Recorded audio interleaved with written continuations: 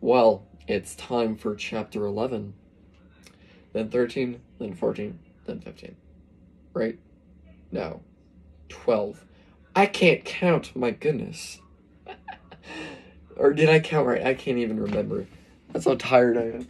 It's only 9 o'clock. Wait, it's 9 o'clock. Oh my goodness, I time traveled. Oh my goodness.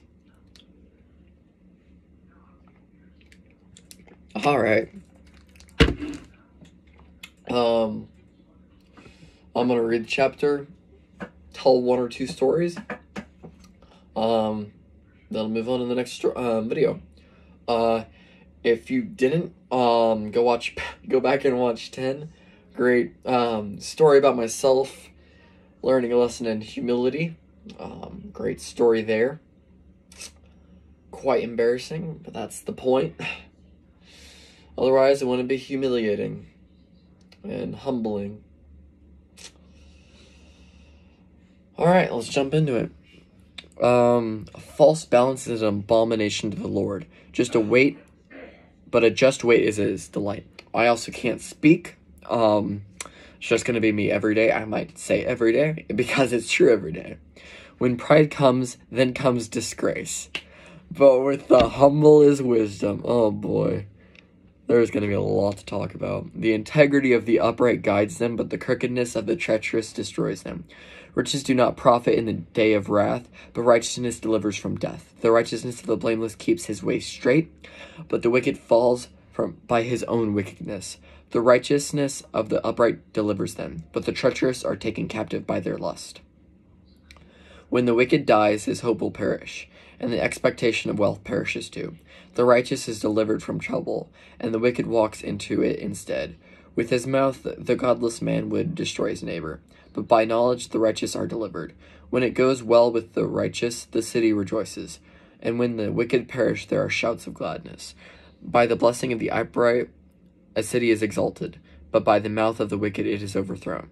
Whoever belittles his neighbor lacks sense, but a man of understanding remains silent. Whoever goes about slandering reveals secrets, but he who is trustworthy in spirit keeps a thing covered. Where there is no guidance, a people falls, but in an abundance of counselors there is safety. Whoever puts up his security for a stranger will surely suffer harm, but he who hates striking hands in pledge is secure. A gracious woman gets honor, and a violent man gets riches. A man who is kind benefits himself, but a cruel man hurts himself. The wicked earns deceptive wages, and the one who sows righteousness gets a sure reward. Whoever is steadfast in righteousness will live, but he who pursues evil will die. Oh my goodness. Those of crooked heart are an abomination to the Lord, but those of blameless ways are his delight. Be assured, an evil person will not go unpunished, but the offspring of the righteous will be delivered. Like a gold ring in a pig's snout is a beautiful woman without discretion. The desire of the righteous ends only in good, the expectation of the wicked in wrath. One gives freely, yet grows all the richer. Another withholds all he should give, and only suffers want. Whoever brings blessing will be enriched, and one who waters will himself be watered. The people curse him who holds back grain, but a blessing is set on the head of him who sells it. Whoever diligently seeks good seeks favor, but evil comes to him who searches for it. Whoever trusts in his riches will fall, but the righteous will flourish like a green leaf. Whoever troubles his own household will inherit the wind, and the fool will be servant to the wise of heart. The fruit of the righteous is a tree of life, and whoever captures souls is wise. If the righteous is repaid on earth, how much more the wicked and the sinner? Right. Excuse me for a minute. Allergies are killing me. It's allergy season already. I'm not excited for it.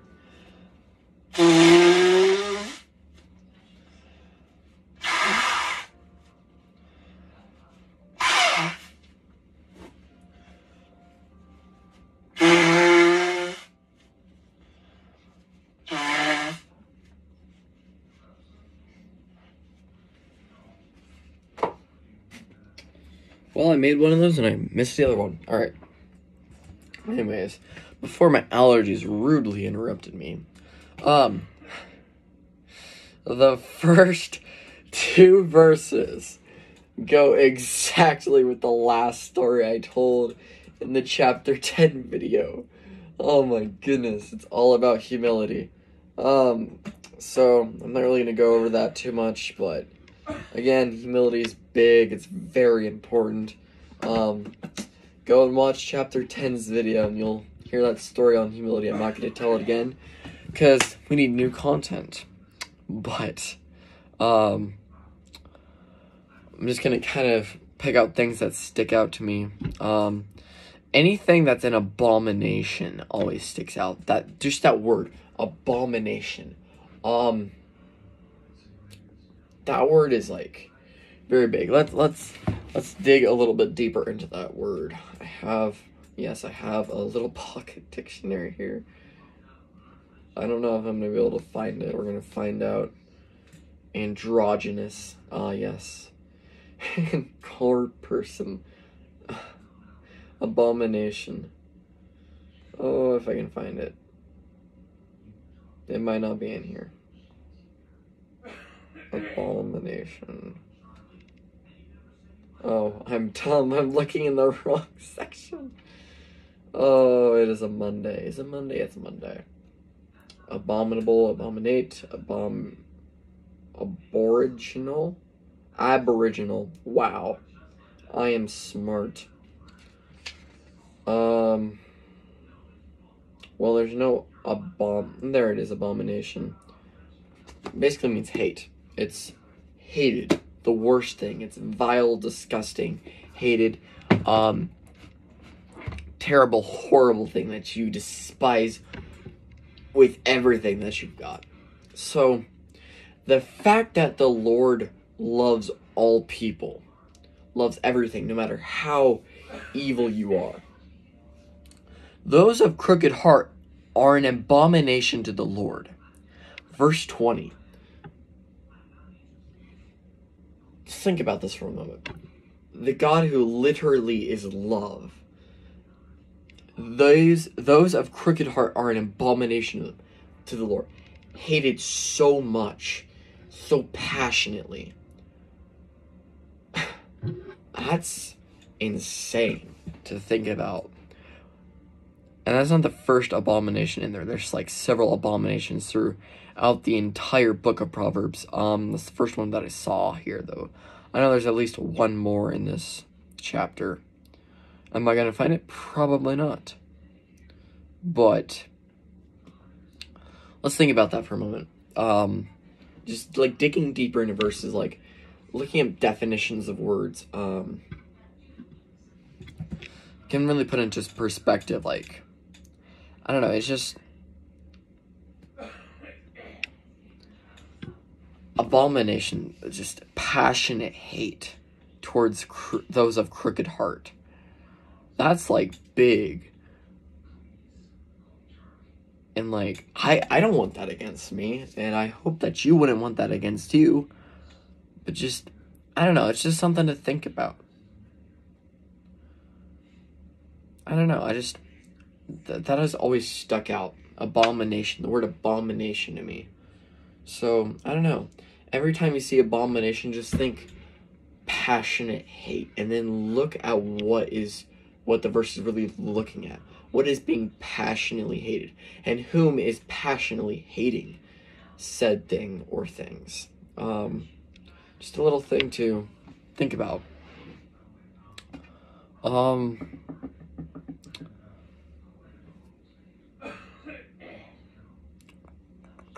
Looking for more things that stick out to me. Ooh, verse 12. Whoever belittles his neighbor lacks sense, but a man of understanding remains silent. If you don't have anything to say, if you don't have anything nice to say, don't say it at all. How many times have we heard our parents say that? Oh my goodness.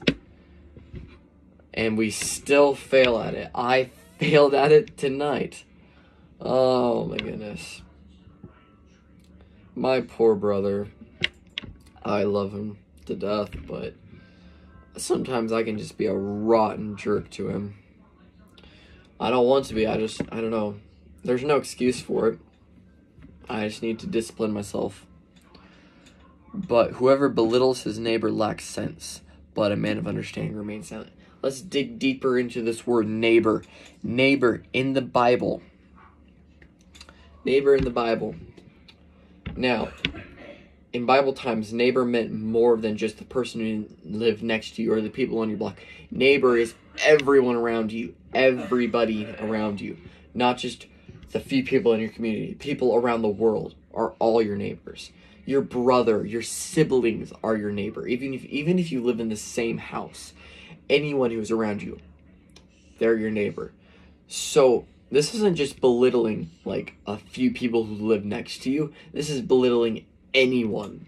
So it's a lot more broad and general than just against people who live near you. It's your family, cousins, people who live next to you, friends, people all around the world. So when you're being stereotypical or racist, like I don't know, saying one race is lazy and they don't do anything, you're belittling your neighbors. And you know, I've never actually looked at that until I said it right there. Because when you think about it, racism is just belittling your neighbor. Right there, verse 12, chapter 11 of Proverbs. Whoever belittles his neighbor lacks sense. So, racist people, all are foolish. I know some people that are pretty racist. I used to be pretty racist. I'm not as racist as I used to be. I'm still a little racist here and there. I try not to be as best as I can. I'm still trying to get rid of it. No one's perfect.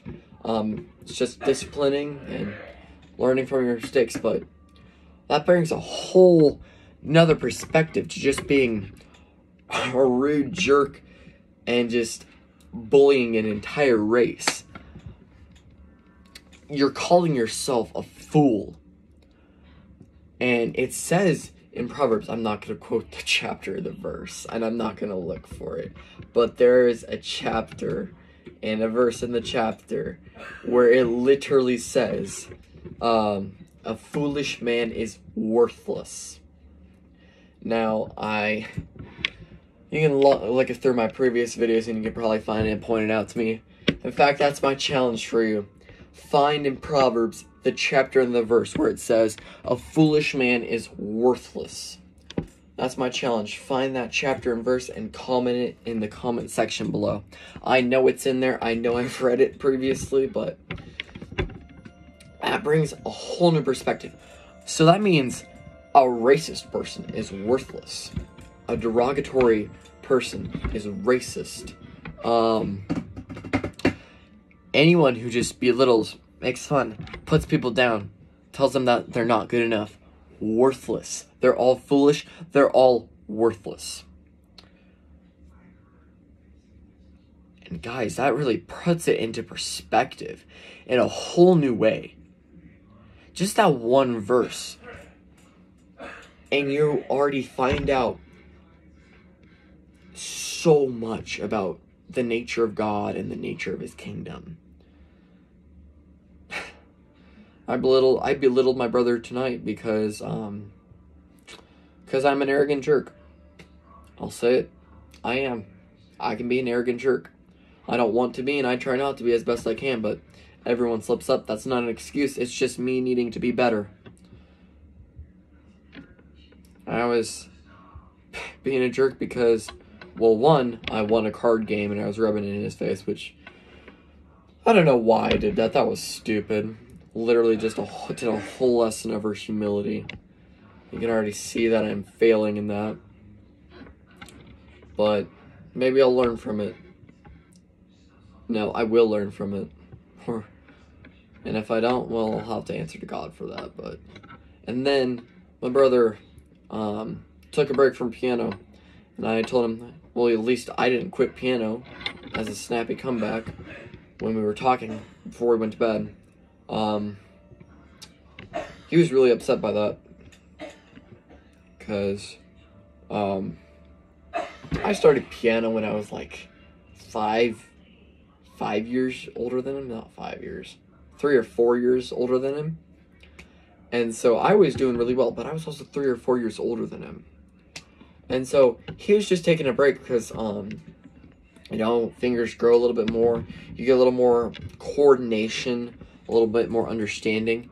And here I am, being an arrogant jerk, being 8 years older than him, started piano 3 or 4 years after he did. Well, not after he did, but like age different wise, if that makes sense. So like he started when he was like 7 or 8. I started when I was like in 4th grade.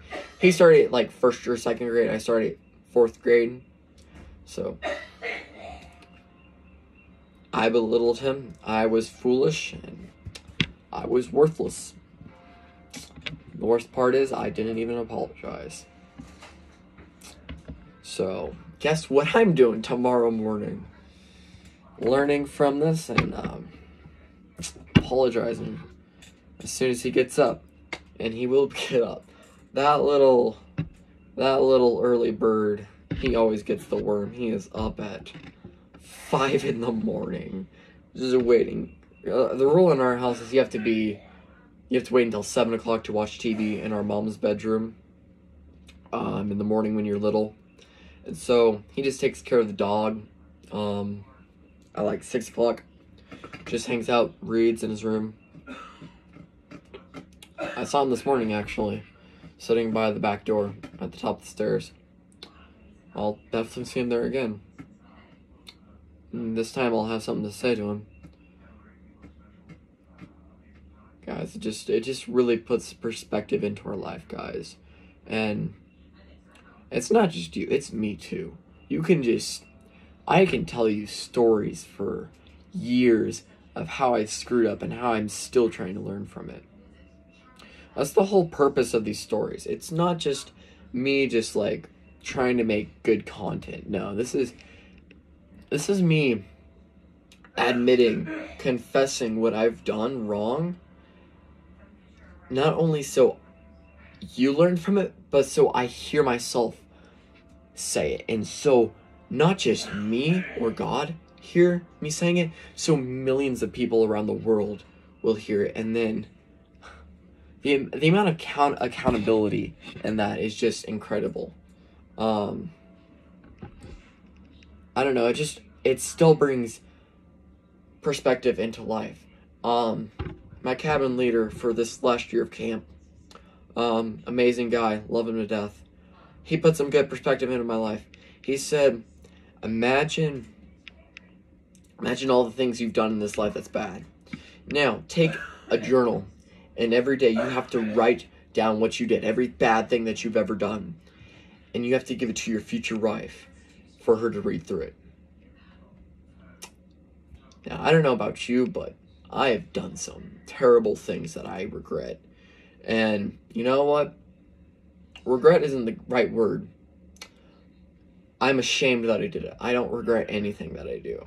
Sure, they can be awful things, and I can be so mad at myself for doing it, but I don't regret anything. And here's the reason why. Is because it's always a lesson from God teaching me what I did wrong and where I should go from there. And so that's what Proverbs is. It's teaching us what we're doing wrong, how to prevent what we're doing wrong, and how to move forward from it. And when I find verses like this that just put so much perspective into my life, it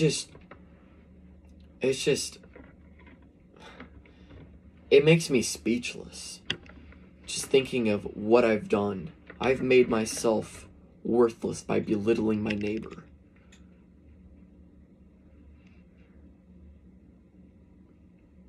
I don't know, that's just, perspective is everything in life. And just, it's so important to dig deeper and find those perspectives and then really just see them out. Like, really look not just here now, but in the past and in the future, long term, short term, every single term. Just look how it affects you, how it will affect you, and how it would affect you if you put this perspective into your everyday life.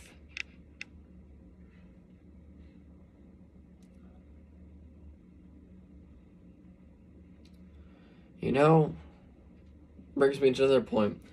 A lot of Trump fans rag on Biden. I rag on Biden because he makes dumb comments and it's kind of funny. Or he just has trouble speaking. And not everyone's good at public speaking. I'm not defending him, nor am I attacking him. I'm just saying that when we rag on people, even if it's like Joe Biden, if you rag on him or if you rag on Trump, it doesn't matter what side you're on, you're still ragging on someone. Are you being nice to them or are you belittling them? Are you belittling your neighbor, making yourself the fool? Because the foolish man is a worthless man.